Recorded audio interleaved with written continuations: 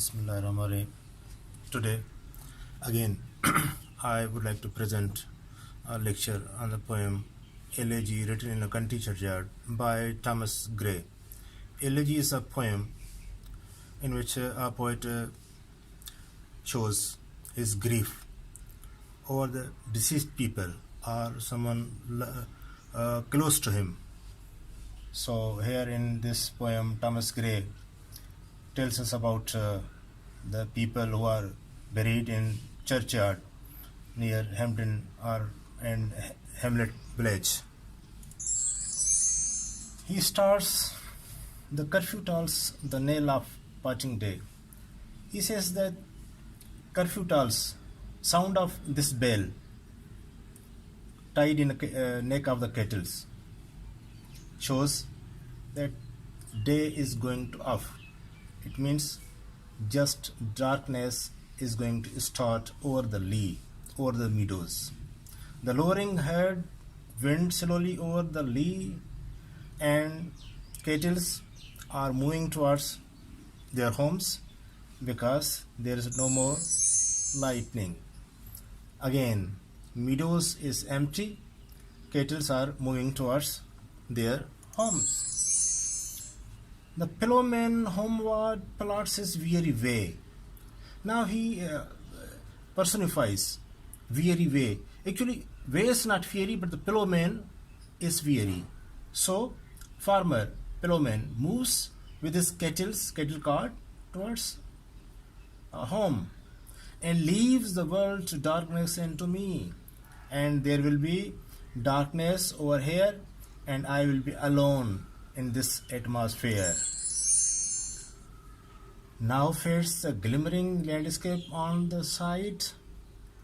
Glimmering lightning fades away, and all the air a solemn stillness holds. There is silence, no sound, because all kettles and men are going to their homes, save where the beetle wheels his droning flight.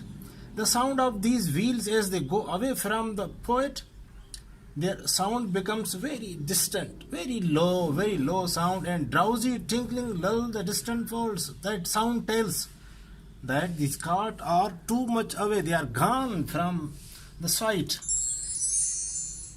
Save that from yonder ivy mantled tower, there's tower inside church, and there is a plant over the tower.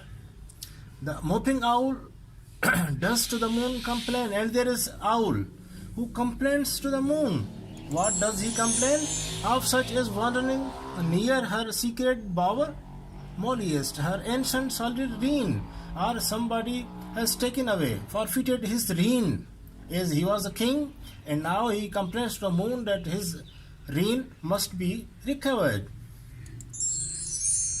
Beneath these rugged elm that yew trees sat, where heaves the turf in many a mouldering heap. Beneath these trees, elm trees and yew trees, there are graves, mouldering heaps, and there lie certain unknown people beneath these trees. Mostly we have trees in graveyard, so beneath them there are sheds, there are heaps, graves. Each in its narrow cell forever laid. Everybody lies in his own narrow cell. The rude forefathers of the hamlet sleep.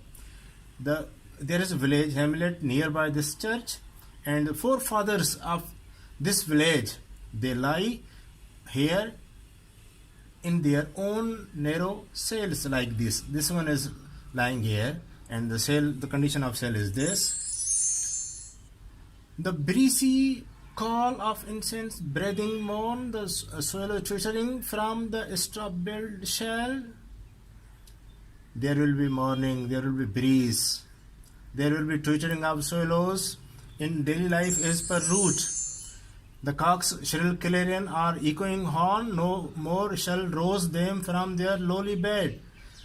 Cocks will cry, there will be sounds, horns, and other sounds also, but nobody will awake them from their lowly bed as they are slept down in their graves. No sound can wake them.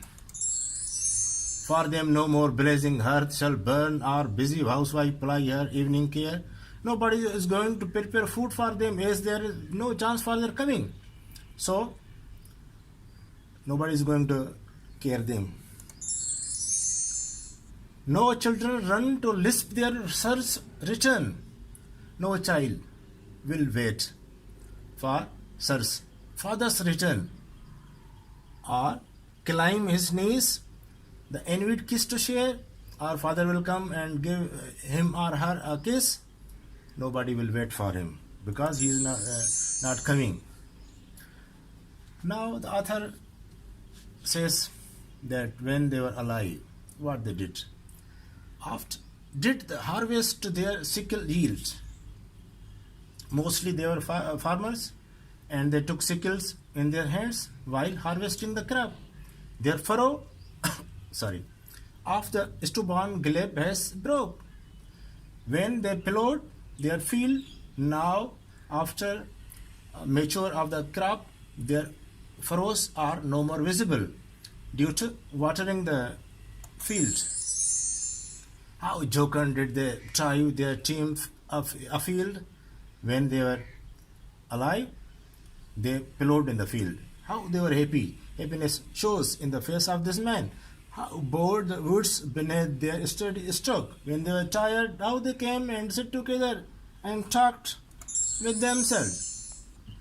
Let no ambition mock their useful toil. Nobody should mock, nobody should envy their homely choice and destiny obscure. They were happy. But now what they are doing, what is going to happen with them in the grave? Their destiny is obscure. Nobody knows about them. What is going on with them? Nar Granger here with a disdainful smile, the short and simple annals of life. Nobody knows about their history. How did they pass their life? How did they pass their time? And what is going on with them? Nobody can mock over them. Nobody can smile over them.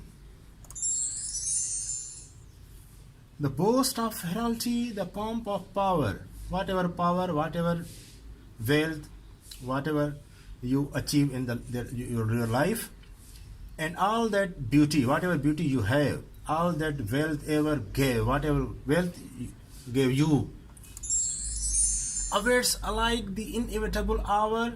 The path of glory lead but to the grave. Whatever glory you have, whatever power you have, whatever things you have, all these await for lead to the grave. As human beings die at the end, whatever they are doing in their lives. Now you ye proud, impute to these the fault. Those who are alive, they should not be proud over them, over these people buried here in this churchyard. If memories over their tomb, no trophies raise.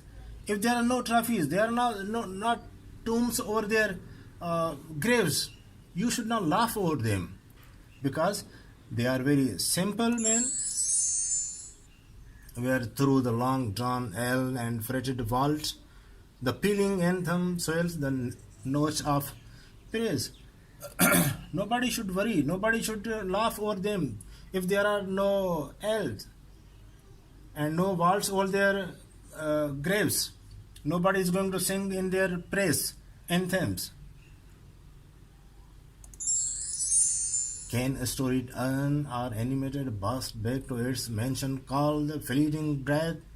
Is there anything, is there any well, is there any power that can call them from their graves, narrow cells, death cells, to the life? He says nothing can call them. Can honor's voice provoke the silent dust? Anybody, any honorable man, powerful man, president, whatever it is, can call them from these people from the dust? Or flattery soothe the dull cold ear of death?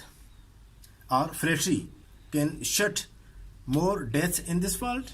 No. Perhaps in this neglected spot is laid. Perhaps in these graves are laid, some hard ones pregnant with celestial fire, some spiritual men like Satar Sarmas, Nizamuddin Aulia, hands that wrought the empire might have sweat, waked ecstasy, the living liar. There may be kings who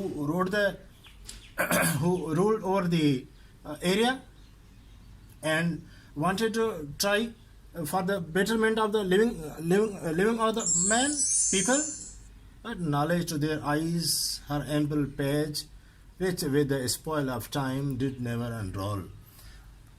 The time has gone. Much time has gone, so nobody knows about their deeds, about their works, what they did in their daily life. Chilpenary repressed their noble rage and froze the genial current of the soul. Maybe here in these graves there will be Chilpenary, a parliamentarian at that time, who was a very brave man. Full many a gem of purest rays, serene the dark unfathomed caves of ocean bear this line, and the coming one next is mostly quoted line which comes in combined examinations. So this line says that many gems, many jewels, they lie in the unfathomed caves of ocean. Likewise, full many a flowers is born to blush unseen. There are certain flowers in the earth, in deserts, which grow, but nobody is going to smell their fragrance. In the same way, there are gems, there are pearls in the bottom of the sea, and nobody is going to find them out. Likewise, there is some village hemmed in, that with dauntless breast, the little torrent of his filled with stood. There is village hemmed in, and the peoples are very brave. So Thomas Gray says that they faced tyrant rulers.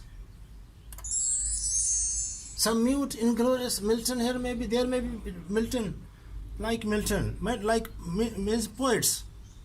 Some Cromwell, a brave parliamentarian, guiltless of his country's blood. He wanted to improve the condition of his country. Cromwell, Oliver Cromwell. The applause of listening Senate to the command, the threat of pain and ruin to despise. He sit in the Senate, commanded over there, and also faced threats from the rulers. Scatter plenty over a smiling land and read their histories in the nation's eyes. They wanted to do something for the nation. They want to see the smile over the faces of their nation. Their Lord forbade, nor circumscribed alone. These people who are buried here, we do not know much about their history. Their growing virtues, but they will be virtuous. But their crimes confined, their crimes will be limited. Not much more crimes. Forbade to wade through, slaughtered to a throne. They never slaughtered to get that throne and shut the gates of mercy on mankind. They were not cruel. They were simple men. The struggling pangs of conscious truth to hide, they never tried to hide the truth, to quench the blushes of ingenious shame. They never became shameful because they never did such a thing, or heaped the shrine of luxury and pride with incense kindled of the muse flame. They never wanted this luxurious life, though they might have muse favor. Muse is a goddess, stands for poetry, art, and music. There may be some sort of poets far from the madding crowds in noble tribe. They lived a very simple life, away from the crowds. Their sober wishes never learned to stray. Their wishes were very limited. They never wanted to stray their wishes. Along to the cool, sequestered vale of life, they kept the noiseless tenor of their way. During their lifetime, they remained very silent, very cool, and they passed their lives without any show. Here ends our poem, which is prescribed in our syllabus, and still there are 13 more stanzas which we are not going to study, but we have to see these stanzas. It will be useless to have much reading over this. So here lecture ends, and I am very thankful for my cameraman who supports me, and I would suggest you stay home, stay blessed. Thank you. This was Sanaullah Lakho, Associate Professor, Government Super Science College, Kharpur. Bye.